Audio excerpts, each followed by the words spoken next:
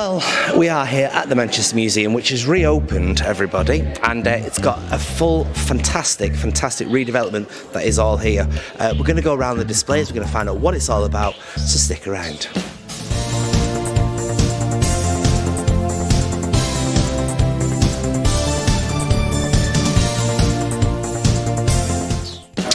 Well, I've just been given my notes for where we're about to go to. Now, this is called the Exhibition Hall, and it's home to the ambitious shows that explore past, present and future and engage with global and local narratives. What I like most about this is it's an opening of an exhibition called the Golden Mummies of Egypt, and it's going to offer unparalleled access to the museum's world-class Egypt and Sudan collection.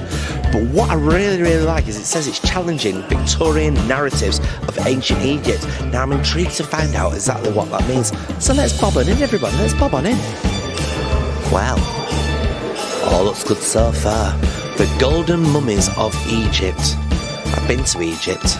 It normally costs a fortune to see anything in Egypt. It's freaky. Let's have a look at some of these things. Well, there's a bust.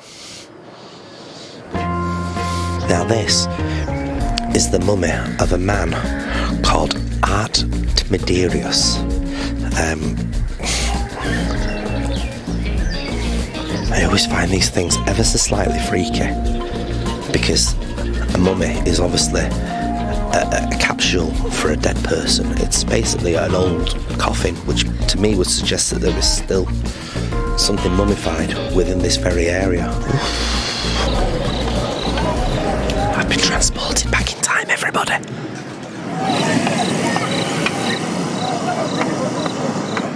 I've gone back in time. It's amazing to think that these items were all underground for literally thousands of years and then discovered. And here they are in Manchester.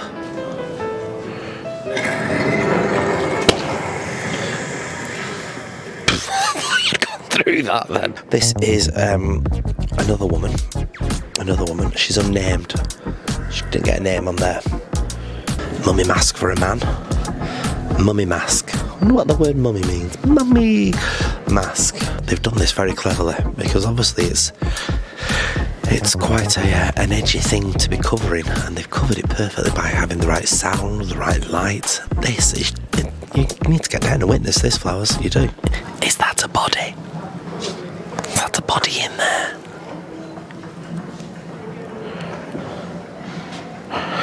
It's got to be, hasn't it? Because what else would you have in there? You wouldn't put your Tesco shopping in there, would you? This is a common misconception that I was just created. I'm actually part of a ancestral family. Museum's financial benefactor. That is Jessie and Marianne Harworth. Everybody, Harworth. Obviously, they were fascinated in Egyptian times. And Marion actually visited Egypt in 1880. Oh yes. Don't be filming that, I'm about to remember that. Mummification is basically just preserving a body. Therefore, there should be and would be a body within most of the things that they found. The question is, why did they disappear for so many hundreds of thousands of years? And how did the discovery of them come about? What was the exciting thing? And why are we still fascinated by Egyptian history? Why? Let's find out more, shall we? We've managed to get hold of the curator. Now, how do you go about creating such a fantastic exhibition? Well, Belinda, thank you for the compliment. It was 5 years in the making. We knew the museum was going to close, so we thought we'd put our best collections on the road. So the tour started just before the pandemic in Buffalo, in America.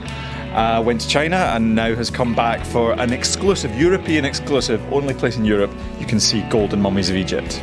Now, Golden Mummies of Egypt is not a phrase I'm normally used to. What does it actually break it down to? Well, we are trying to examine what brings people into museums. Dinosaurs. Yes. Egyptian mummies. Obviously.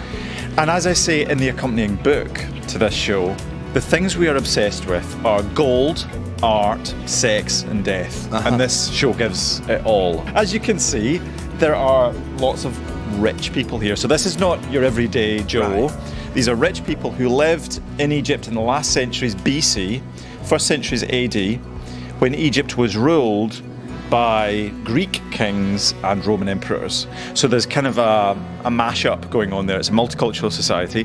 So when you die and you're rich, you want to be not just preserved. People think about mummies being preserved. You want to be transformed into a different being, a divine being, a god or a goddess. Right. So you would do that if you were rich enough by being covered, by being mummified, the body being wrapped up and treated.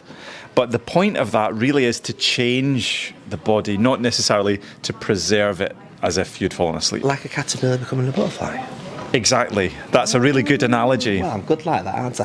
What I've got to ask is, we're walking around a lot of these here. Is there actually still bodies in them? Yes. So there are eight mummified people who were once living and breathing like we are now, but whose bodies were preserved, were treated in a way to make them like the Egyptian gods, who were meant to have bones made of iron, hair made of lapis lazuli, semi-precious blue stone, and skin, flesh of gold. So if you want to live forever, if you want to exist forever, you want to be like a god who's immortal. So as close an image as you can get to a god, that's what you aim for. So none of the people here in the masks or the portraits or any of the faces, there's lots of faces in this exhibition, looked like that when they were alive. Those are kind of generic, divine, perfect images. How long have these lay undiscovered for before being put into exhibitions and being discovered? Oh, so the people here so they were found mainly in the 1880s. At the time it was possible for the Egyptian government to, under some coercion, export Egyptian antiquities. So if you imagine they died in, say, 100 BC and they were found in 1900, 2,000 years they've been just buried. Why were they lay undiscovered? Was it just they were kind of in like a graveyard scenario? Yeah, a graveyard where people didn't realise they were there, basically. You know, people get on with their lives and then some European archaeologists come along and say, I know, we'll go digging. Although the local people, of course, knew about structures and temples and pyramids and mummies, it was when Europeans came along and said, right, this will look great in a museum. That's when they started coming out the ground. The lady behind me, Lady Ta Sheriank, I suspect she was on display in the 1890s. Right. And you might have heard of a guy called Bram Stoker, a writer, famous for Dracula. He wrote a story about an ancient Egyptian queen, a sorceress who was transformed from ancient times into Edwardian England. I suspect this lady here inspired that story. Wow. So whether it's the portraits, and there may be one of the handsome young men in the portraits inspired Oscar Wilde to write Picture of Dorian Gray. We know he probably saw the fine portraits. All of these things combine to just make a really attractive, appealing, visual vocabulary that I think we really enjoy going to visit museums and seeing. Now this is here for a while. Till the end of the year. Till the end of the year. What is it you hope people take away from visiting this exhibition? I hope people think about ancient Egyptian mummified people and ancient Egyptian culture in this period, in the Greek and Roman period, differently. It's hopefully an exhibition which allows you to really look and see, but maybe without being distracted by CT scans and x-rays. I've just spotted a pair of my old shoes. A pair of my old shoes gives a whole new meaning to the word stoned. I think all these things were found in the ground. That's what fascinates me. You should start digging up your back garden and seeing what's there, because you just never know, do you? You know, when you go to a museum, is it me, or does everybody just think they're going to bump into Ross Geller? Things like that fascinate me. Yeah, more mummies. More. Stop! These are a bit different, aren't they? How have they lasted so long?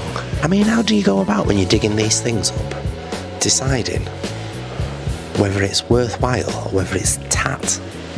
It's a word I've not used since Christmas. How?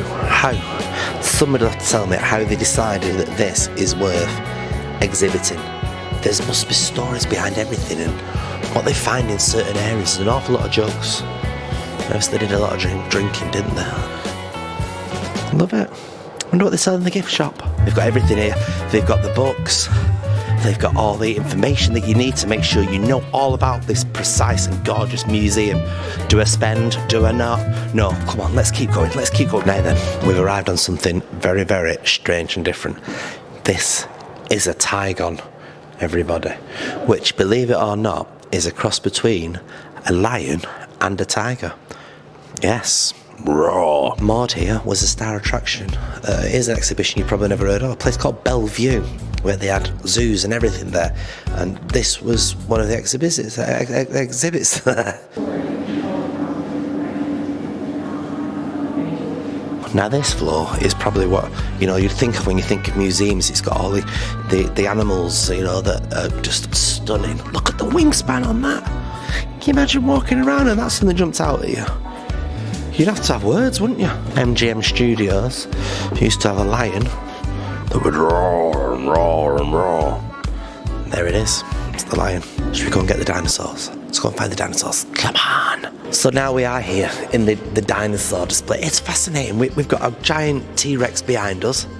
There is so much to learn from it. Why are people still so obsessed with dinosaurs? Oh, everybody loves dinosaurs, don't they? Everyone as a kid knows all the dinosaur names. So we've got Stan, our T-Rex here, who is an icon of Manchester, 66 million years old, just before the dinosaurs became extinct. But we've got a brand new dinosaur display as well. We've got a new dinosaur called April, which the students have helped us build. We're doing computer modelling and loads of research, so it's fantastic that we've got their real input that's transformed how we put the displays together and makes us really different as a university museum. We've got such cool dinosaur fossils on display, things like dinosaur eggs, dinosaur footprints, British dinosaurs, and we've got a really beautiful feathered dinosaur model as well. Feathered dinosaur? Yeah, it's really weird, isn't it? Because everybody thinks dinosaurs became extinct. Yeah. But one branch of the dinosaur family tree evolved into birds. And then some of those birds survived the mass extinction and evolved into all the birds we see today.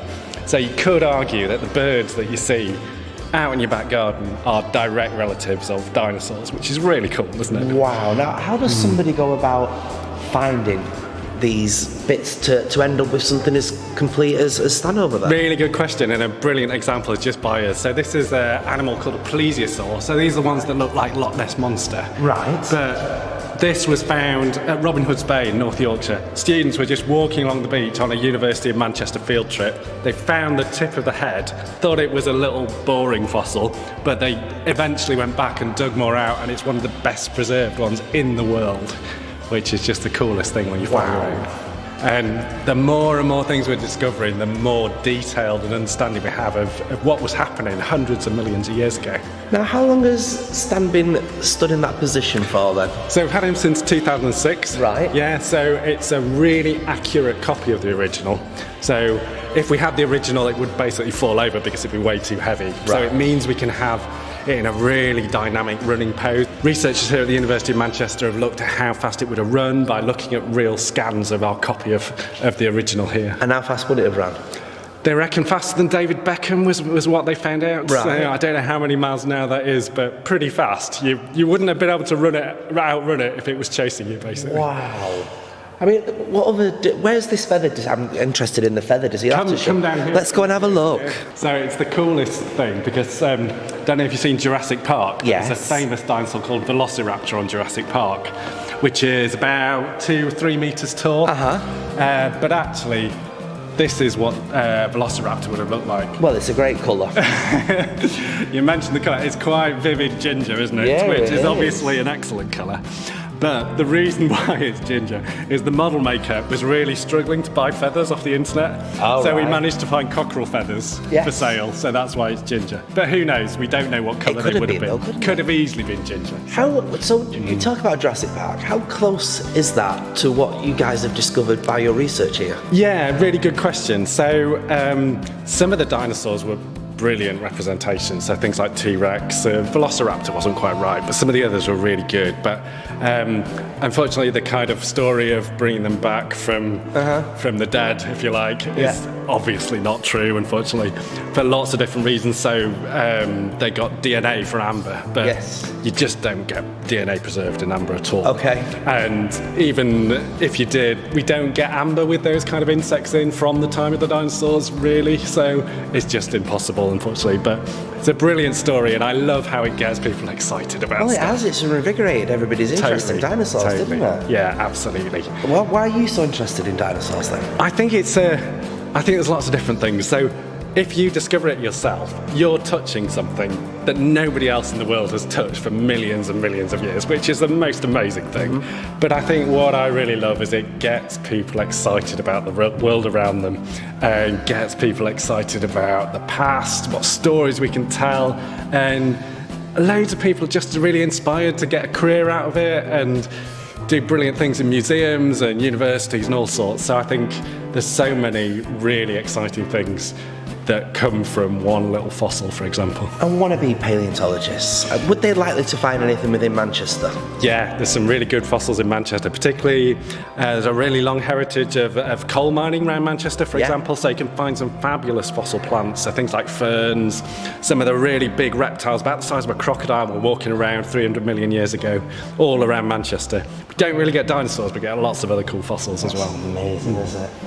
Fossils, the history of life, literally, isn't it? Yeah, absolutely. Yeah. It's amazing. Thank you very much. Well, how absolutely fascinating. I reckon I could have spent at least 2 or 3 more hours in this beautiful museum looking at all the beautiful exhibits. It's really worth coming down and checking out, and I implore you all to do so. It's got brand new things as well, but what they've managed to do is reclaim some of the old stuff that they had from previous visits to the beautiful museum. Come and check it out. Till Wednesday, take care. See you all soon, only on Your Manchester.